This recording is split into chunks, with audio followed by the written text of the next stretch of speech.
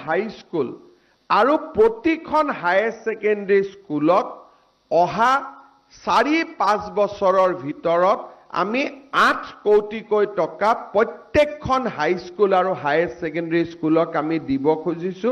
যাতে আমাৰ বিদ্যালয়বিলাক Don Bosco Saint মেৰিজতকৈও দেখিব ধুনীয়া হয় ৰাজহুৱা খণ্ডৰ শিক্ষানুষ্ঠানবিলাকে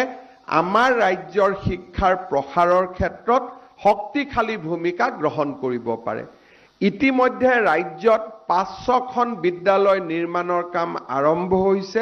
আৰু ইয়াক আমি দ্ৰুত গতিত আগুৱাই লৈ যাব খুজিছো 4000 বিদ্যালয়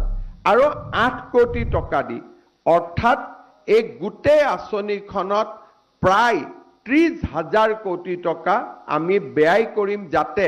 আমাৰ গোটেই গ্ৰাম্যাঞ্চলৰ বিদ্যালয় বিশেষকৈ হাই স্কুল আৰু উচ্চতৰ মাধ্যমিক বিদ্যালয়বিলাকত এক চকুত লগা পৰিৱৰ্তন সম্ভৱ হয়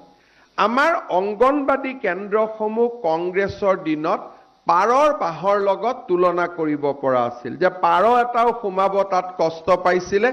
আমাৰ লৰা ছোৱালী যোৱা দূৰৰ কথা আজি আমি 5000 অংগনবাদী কেন্দ্ৰ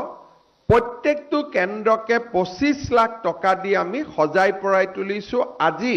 দৃষ্টিনন্দন হৈছে আমি আশা কৰো যে অনাগত দিনত আমাৰ ৰাজ্যৰ আটাইবোৰ অংগনবাদী 50,000 অংগনবাদী কেন্দ্ৰক আমি এই ধৰণে নতুন ৰূপত সজাই তুলিব পাৰিম প্ৰধানমন্ত্ৰী মোদী ডাঙৰীয়াই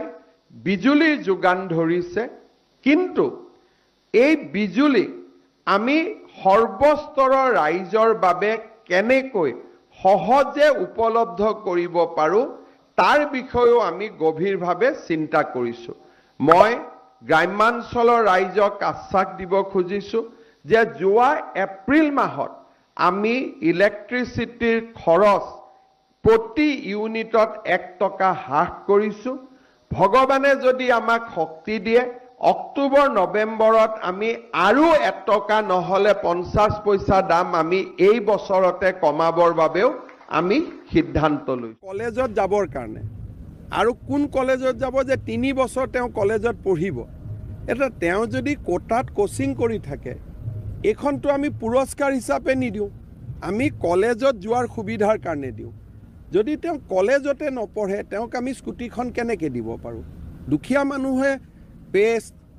ফনি কোনোবাই চাউল দালি কিনা পইচা দি টেক্স লৈতো আমি এইবিলাক কৰোঁ মোৰতো ঘৰৰ পইচা নিদিওঁ গতিকে মই যদি কলেজতে নপঢ়োঁ মোৰ দেউতা মাই যদি মোক কোচিঙে কৰাব পাৰে এবছৰ